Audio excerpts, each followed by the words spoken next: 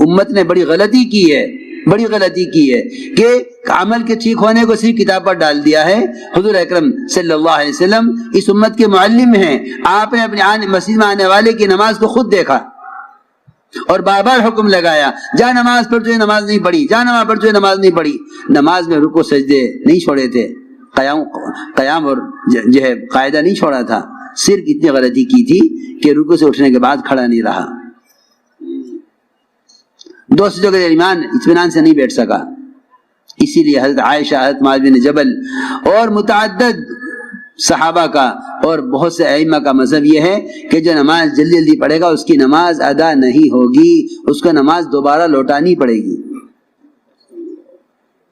اس لیے میں تاکید سے عرض کر رہا، کیونکہ جتنا نقصان اسباب کا ہوتا ہے، جتنے کارخانے بند ہوتے ہیں، جتنی دکانیں چل چل کر کنگال ہو جاتی ہیں اور بند ہو جاتی ہیں، میں سمجھتا ہوں خدا کی قسم سب سے بڑی بددعا نماز کی اسباب کو لگتی ہے۔ نماز تو خود کہہ رہی ہے کہ بددعا کرتی ہے نماز اس نمازی کے لیے جو اس کے رکوع سجدوں کو بگاڑ کر جاتا ہے، اور لوگ عام طور سے نماز کو بگاڑتے ہیں اسباب کے لیے کہ وہ گاہک دکان پہ انتظار کر رہا ہے، مجھے فوراً جانا ہے، سنت چھوڑ کر جائے گا، یہ بگاڑ کر جائے گا۔ یہ نماز بددعا کرے گی نمازی کے لیے۔ اسی طرح روایت میں ہے، اے اللہ تو اس کو اس طرح برباد کر جیسے اس نے مجھے برباد کیا ہے۔ میں سمجھتا ہوں کہ باوجود نماز پڑھنے کے جو کاروبار میں نقصان ہوتے ہیں، وہ نماز کی بددعا سب سے پہلے کاروبار کو لگتی ہے۔ جو نماز کو چھوڑ ہی دے گا دکان کے لیے، اس کی دکان کو تو کیا بددعا لگے گی نماز کی، جو نماز پڑھنے والے کی بددعا لگ رہی ہے دکان کو، کیونکہ نماز صحیح طریقے سے ادا نہیں کی۔ جب اللہ کے راستے میں جب نکلیں گے تو کیونکہ اسباب ساتھ نہیں، بیوی بچے ساتھ نہیں، گھر کے تقاضے ساتھ نہیں، یہ موقع ہے، بہترین موقع، یہاں اپنے آپ کو صحیح نماز کا عادی بناؤ۔ ائمہ اکرام کو چاہیے کہ اپنی مساجد میں اس کا اہتمام کریں، کہ نماز کا حلقہ قائم کریں، نماز سکھلائیں، پھر نماز رکوع کرنا سکھلائیں، سجدہ دیکھیں، خود اپنی نماز سے، ائمہ کو چاہیے خود اپنی نماز سے صحیح نماز پڑھ کر دکھلائیں، نماز صحیح پڑھائیں، وہ عوام کی مشغولی کی رعایت نہ کریں۔ آج کل یہ ایک غلط فہمی پیدا ہو گئی ہے عام طور سے مسلمانوں میں کہ نماز ہلکی پڑھاؤ، کیونکہ پیچھے بھائی وہ ہیں، تاجر بھی ہیں، ضرورت مند بھی ہیں اور مشغول لوگ بھی ہیں۔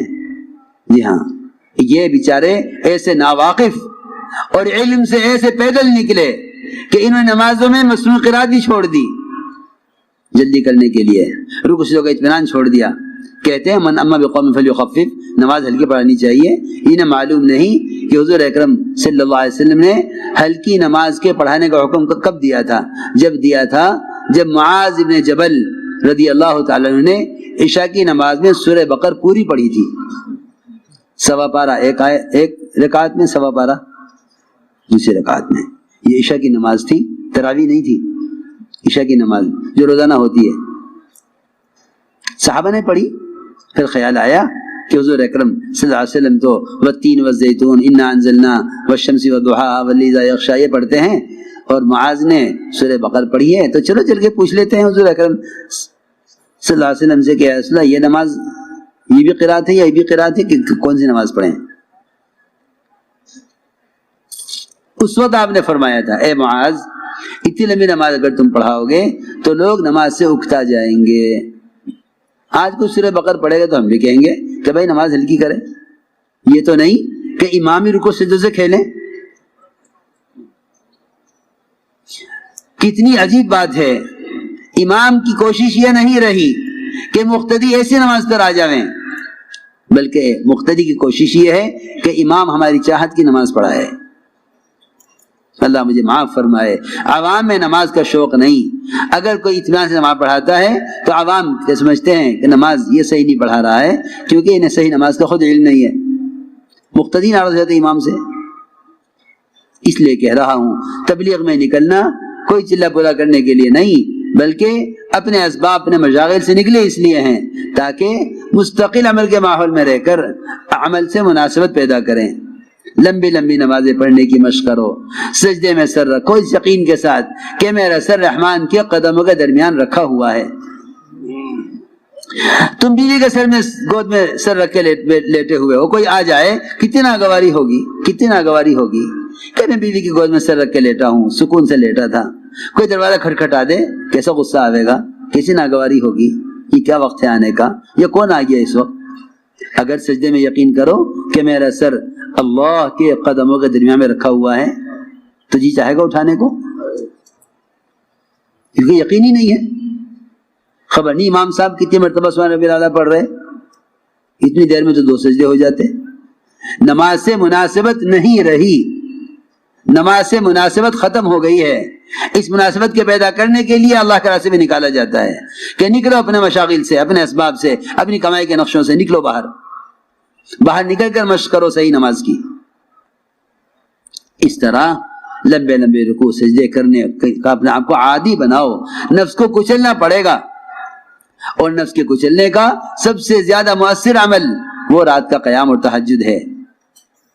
ہم جماعتوں میں نکلتے ہیں، میں نے کل بھی کہا مشورے والوں سے، میں نے کبھی دل چاہتا ہے کہ ہمارا سارا اجتماع گاہ رات کو فجر کی اذان سے گھنٹہ بھر پہلے ایسی ہو جیسا دیکھنے والے سمجھے شاید مغرب کی نماز ہو رہی ہے، عشاء کی نماز ہو رہی، ایسے رات کو تہجد پڑھیں سب۔ ایسا تہجد کا منظر دیکھا، ہندا جیسی سنگ دل عورت نے حمزہ کا کلیجہ چبایا، اس منظر کو دیکھ کر ابو سفیان سے کہا ابو سفیان ایک طرف ہٹ جا، میں نے تو اسلام قبول کر لیا، رات کا صحابہ کی تہجد کا منظر جو میں نے دیکھا تو نے نہیں دیکھا۔ یہ تھا اصل کام۔ یہ صحابہ اس طرح اپنے آپ کو خروج کے زمانے میں اس طرح مقام پر رہتے ہوئے تہائی رات مسجد کے لیے ایک حصہ مسجد کو دیتے تھے۔ وہاں یہ نہیں کہ مسجد میں تالا لگا تو نماز ہو چکی، خدا اس زمانے میں مسجد میں تالے لگتے اس لیے ہیں کہ مسلمان کو نماز کے علاوہ مسجد کو وقت دینے کا علم ہی نہیں ہے، اسے معلوم ہی نہیں کہ نماز مسجد کا ایک ضمنی عمل ہے۔ اصل مسجد کا عمل تعلیم کے حلقے تھے، مسائل کا سیکھنا تھا، ایمان یقین کے حلقوں میں بیٹھنا تھا، اس درمیان نماز کھڑی ہو جاتی تھی تو وعدوں کے یقین سے نماز پڑھتے تھے، مسائل کے دھیان سے نماز پڑھتے تھے۔ اس زمانے میں مسجد صرف نماز کے لیے رہ گئی ہے، یہی وجہ ہے کہ نماز پر جہالت غالب ہے اور اکثر وقت مسجد اکثر وقت بند رہتی ہے۔ اگر کوئی تقاضا پیش آ جائے، کوئی مسافر گزرنے لگے تو اسے مسجد میں نماز کی جگہ نہیں ملتی کہ وہ تالا بند ہے کہ نماز ہو چکی جاؤ۔ حالانکہ ابن عباس فرماتے ہیں نماز ہو چکے فانتشروا فی الارض وابتغوا من فضل اللہ، نماز کے بعد پھیل جاؤ مسجد میں علم کے حلقوں میں۔ ابن عباس یہ فرماتے ہیں کہ اسے طلب علم مراد ہے، طلب رزق مراد نہیں ہے۔ میں تو اللہ سے دعائیں کرتا رہتا ہوں، کہتا رہتا ہوں کاش یہ ہمارے سال لگائے ہوئے بجائے اس کے کہ اگر کسی مدرسے میں تقرری ملے تو پڑھاویں ورنہ تجارت کر لیں، کتنی نکمے پن کی بات ہے۔ اللہ نے تمہیں علم دیا ہے، تم مسجدوں میں علم کے حلقے قائم کر لو، محلے کے لوگ آویں، تم سے مسائل پوچھیں، تم سے نماز سیکھیں، تم سے اپنے گھریلو مسائل آ کے تم سے پوچھیں۔ یوں دل چاہے کہ ہر مسجد مدرسہ بن جاوے، یہ دل چاہے ہر مسجد مدرسہ بن جاوے۔ اتنے علماء فارغین ہیں، اگر ہر عالم معلم بن جاوے تو امت سے جہالت ختم ہو جاوے، جیسے ہر مالدار زکوٰۃ دینے والا بن جاوے تو امت سے فقر ختم ہو جاوے۔ مگر یوں سوچتے ہیں کوئی ہم سے پڑھنے کے لیے آئے گا تو سوچ لیں گے، کوئی ہمیں پڑھانے کے لیے بلائے گا تو پڑھا دیں گے۔ حالانکہ یہ انبیاء کے وارث تھے، ان کے پاس علم اللہ کی طرف سے امت کی امانت ہے، اس امت تک پہنچانا علماء کے ذمہ ہے۔ یہ تو نہیں کوئی گاہک آئے گا تو دکان کھول لیں گے، تم دکان کھولو گے تو گاہک آئے گا۔ تم علم کا حلقہ قائم تو کرو مسجدوں میں، تم علم کا حلقہ قائم کر کے بیٹھو گے، اللہ تعالیٰ نے جن کے لیے ہدایت مقدر کی ہے اللہ انہیں بھیجیں گے تمہاری طرف۔ اس طرح مسجدوں میں تو میں نے عرض کیا کہ اللہ کے راستے میں نکل کر رات کے قیام اور تہجد کا خوب اہتمام کیجو، خوب اہتمام کیجو۔ تہجد 1 سال صحابہ پر فرض رہی، 1 سال 1 سال کے بعد اللہ نے تہجد کو نفل کیا ہے، ورنہ 1 سال تک صحابہ نے تہجد کی نماز بطور فرض کے ادا کی ہے، جس طرح فجر، ظہر، عصر، مغرب، عشاء ادا کی جاتی ہے۔ 1 سال فرض رہی، جب صحابہ عادی ہو گئے اس کے، پھر اللہ نے اس کو نفل کیا۔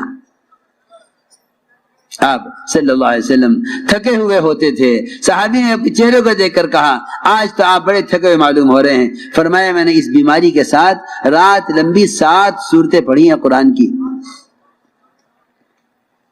لیکن ہمارے کام کرنے والوں میں تہجد کا اہتمام نہیں ہے، تہجد کا اہتمام نہیں ہے۔ دیکھے لمبے مشورے ہو گئے، تہجد چھوٹ گئی، تھک گئے، بلکہ اب تو ایسے بے عقل لوگ ہیں کہتے ہیں کہ یہ کام بڑا افضل ہے، یہ تو تہجد ہے، یہ تو نفل ہے۔ کیسی بے عقلی کی بات، کیسی بے عقلی کی بات ہے، کیسی بے عقلی کی سوچ ہے۔ حالانکہ وہ تہجد جس سے دعوت کی بات واضح ہو جاتی کہ قرآن کہتا ہے اقوم قیلا، کہ رات کا قیام سب سے زیادہ دعوت کی بات کو واضح کرنے والا ہے، قرآن میں ہے اقوم قیلا، کہ رات کا قیام اور تہجد دعوت کی بات کو واضح کرا دے گا، صحیح بات دل میں ڈالے گا۔ اور یہ فرمایا آگے ان لک فی النہار سبحا طویلا، کہ دن بھر دعوت کے کارناموں میں، دعوت کے تقاضوں میں اللہ کی مدد آپ کے ساتھ ہوگی اگر آپ رات کے قیام کا اہتمام کریں۔ اور سب سے زیادہ نفس کو کچلنے والا عمل ہے رات کا قیام۔ فرمایا اشد وطئا، کہ نفس کچلا جاتا ہے رات کے قیام سے۔ تو اس لیے تہجد کا خوب اہتمام کریں، تہجد کو اپنا معمول بنا لیں، اس میں رزق کی وسعتیں ہیں۔ تم جا کے اگر یہ نہیں کرو گے تو خدا کی قسم رزق کی وسعتیں سود میں دیکھو گے، جھوٹ میں دیکھو گے، جا کے حکام سے اپنے لیے سودی قرضوں کے مطالبے کرو گے۔ اگر رات کے تہجد اور قیام سے اور رات کو سونے سے پہلے سورہ واقعہ پڑھ کر اللہ سے کہ خزانہ تعلق قائم نہ کیا تو پھر تمہیں غیروں کی خوشامد کرنی پڑے گی حرام اسباب لینے کے لیے، اللہ کی خوشامد کرنی چھوڑ دو گے حلال اسباب لینے کے لیے۔ اپنے رخ کو بدلو، طبیعتوں کو بدلو، نکلو اس اسباب کی زنجیروں سے، آؤ اعمال کی حقیقت کی طرف، آؤ اعمال کی حقیقت کی طرف، اپنے آپ کو تہجد کا عادی بناؤ۔ اس طرح ہمیں رات کے قیام کا اہتمام کرنا ہے۔ عمل کی قیمت دلوں میں اترے گی جب تعلیم حلقوں میں جم کر بیٹھیں، جب تعلیم حلقوں میں جم کر بیٹھیں گے تو پھر عمل کی حقیقت دلوں میں اترے گی۔ یہاں بازار میں جم کر بیٹھا ہوا ہے، آج ایک چیز خریدی، 4 مہینے کے بعد خریدے گا، کہے گا کہ کیوں 100 روپے بڑھ گئے، پچھلی دفعہ لی تھی 200 روپے کی تھی، اب 300 کیوں دے رہے ہو؟ اسے 4 مہینے کے 200 روپے کی قیمت چیز کی یاد ہے، لیکن اسے ظہر کی نماز میں صبح کی تعلیم کی حدیث یاد نہیں ہے۔ اس کو صبح کی تعلیم میں کی حدیث ظہر کی نماز میں یاد نہیں ہے کہ صبح تعلیم میں نماز سے متعلق کیا حدیث سنی تھی، اسے نہیں معلوم، اسے نہیں معلوم۔ بازار میں بیٹھتے ہیں چوکنا ہو کر، تعلیم کے میں بیٹھتے ہیں غافل ہو کر، نہیں معلوم۔ اعمال میں احتساب پیدا کرنے کے لیے تعلیم کے حلقے ہیں، صبح شام تعلیم کے حلقے ہیں، اور تعلیم کے حلقے ہی ایمان کے حلقے ہیں کہ اللہ کے وعدوں کا یقین دلوں میں تازہ ہو۔ یہ تعلیم کا مقصد تھا۔ اس لیے جتنی جماعت اللہ کے راستے میں نکل رہی ہیں یہ صبح کی تعلیم میں 3 عمل کریں گی۔ پہلا عمل کتابی تعلیم، جس میں منتخب احادیث ہی پڑھی جائے گی۔ صبح کی تعلیم میں منتخب احادیث سے تعلیم ہو۔ سب سے پہلے قرآن کی تفسیر کے حلقے، اس کے بعد منتخب احادیث سے تعلیم، پھر 6 نمبر کا مذاکرہ انہی احادیث کی روشنی میں۔ 6 نمبر کا مذاکرہ ہمیشہ منتخب احادیث کی روشنی میں کرو، اس لیے کہ 6 نمبر سے متعلق حضرت نے حدیثیں جمع کی ہیں اسی کام کے لیے، تاکہ امت سمجھے کہ یہ 6 نمبر کیا ہیں۔ یہ 6 نمبر کیا ہے؟ نمبر نہیں ہے، یہ صفات ہیں۔ ان صفات کی کمی کا احساس پیدا ہوگا جب ان 6 صفات کو ان احادیث کی روشنی میں بیان کیا جائے گا۔ ایمان کسے کہتے ہیں؟ کمال والی نماز کیا ہے؟ علم اور ذکر کی حقیقت کیا ہے؟ حضور اکرم صلی اللہ علیہ وسلم نے اپنی احادیث سے ان صفات کی حقیقت بتلائی ہے۔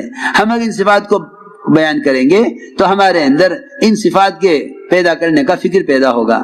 میرا ایمان تو ایسا نہیں، میری نماز تو ایسی نہیں ہے، ہائے میں تو سمجھ رہا تھا کہ کالج اسکول میں پڑھنا بھی علم ہے، آج پتہ چلا کہ نہیں، علم وہ ہے جو اللہ کی ذات سے نکل کر آیا ہے اور محمد صلی اللہ علیہ وسلم کے طریقے سے آیا ہے۔ وہ علم ہے. ورنہ امت اس زمانے میں بڑی جہالتیں پڑی ہوئی ہے, سمجھتی ہے کہ اسکول کالج کا علم یہی علم ہے. نہیں, خدا کی قسم یہ سب کا سب جہل ہے, سب کا سب جہل ہے. انسانی تجربات کو جہل کہا جاتا ہے اور انبیاء کے علاوہ علم کو علم کہا جاتا ہے. جو ہم سے اللہ چاہتے ہیں محمد صلی اللہ علیہ وسلم کے طریقے پر, وہ علم ہے. جو ہم سے مخلوق چاہتی ہے کائنات کے اسباب اور کائنات کی شکلوں میں, وہ فنون ہیں. علم اور فن کا یہ فرق ہے. اس لیے چاہیے کہ علم حاصل کریں اور علم الہی کو ہی علم سمجھیں. غیروں نے مسلمانوں کو اس جہالت میں جھونکا ہے, غیروں نے مسلمانوں کو اس جہالت میں جھونکا ہے کہ انہوں نے اپنا علم, اپنا جہل پڑھانے کے لیے کہا مسلمانوں یہ بھی علم ہے, یہ بھی علم ہے. مجھے ملے ایک ڈاکٹر صاحب کہ جی میں چین جا رہا. کیوں؟ کہ ڈاکٹری پڑھنے کے لیے. اچھا, پوچھا میں نے, مجھے تو خبر تھی نہیں کیا ہے. میں نے کہا کہ یہاں نہیں ہوتی ڈاکٹری. اوہو, ایسی جہالت, ایسی جہالت, ایسی جہالت, ایسی جہالت. کہنے لگے میں نے حدیث میں پڑھا تھا کہ علم سیکھنے کی چین جانا پڑے تو چین جاؤ. ایسے جاہل, ایسے جاہل, علم سیکھنے کے چین جانا پڑے تو چین جاؤ, ایسے جاہل. میں نے کہا کہ اچھا تم مجھے سورہ فاتحہ سناتے جاؤ. واللہ اس نے مجھ سے یہ کہا میں نے سورہ فاتحہ نہیں سیکھی. دیکھ لو وہ دماغ جن کو میں یہ بٹھایا گیا ہے کہ دنیا کے فنون بھی علم ہیں, ان جن کو علم سیکھنے والے علم الہی سے اور سورہ فاتحہ کی فرضیت سے بھی ناواقف ہونے کی وجہ سے سورہ فاتحہ سے جاہل ہونے. نہیں خبر سورہ فاتحہ کیا ہے.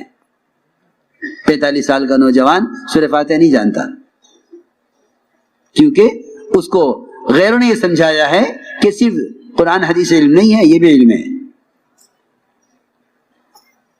اور اس زمانے میں بہت سے پڑھے لکھے ایسے ہیں جو مسلمانوں کو یہ سمجھا کر فنون کی طرف لاتے ہیں کہ صرف قرآن حدیث علم نہیں, یہ بھی علم ہے. اور یہی وجہ ہے. میں تو کل ایک صاحب سے پوچھنے لگا, بتانے لگے کہ جی یہاں 26 کالج ہیں. میں نے کہا 26 کالج ہیں, مدرسے کتنے ہیں آپ کے علاقے میں؟ کہ 2 مدرسے ہیں. میں نے کہا کتنے غم کی بات ہے, 2 کالج ہوتے 26 مدرسے ہوتے دین کے, تب تو کوئی بات تھی. میں سمجھ گیا کہ تم راجستھان والوں کو دنیا کما کر غیروں کی طرح دنیا کی زندگی بنا کر اس میں تمہیں کامیابی نظر آتی ہے, آخرت سامنے نہیں ہے. آخرت سامنے ہوتی تو 2 کالج ہوتے 26 مدرسے ہوتے. کیوں نہیں ہر علاقے میں مدرسہ قائم کرتے؟ کیوں نہیں ہے متخرجین علماء یہ ہر جگہ علم کے مراکز قائم کرتے؟ کیوں نہیں تم ہر مسجد کو مدرسہ بناتے؟ 26 کالج 2 مدرسے, اس کا مطلب صاف یہ ہے کہ تمہاری اکثریت جہل کی طرف جا رہی ہے, اکثریت جہل کی طرف جا رہی ہے.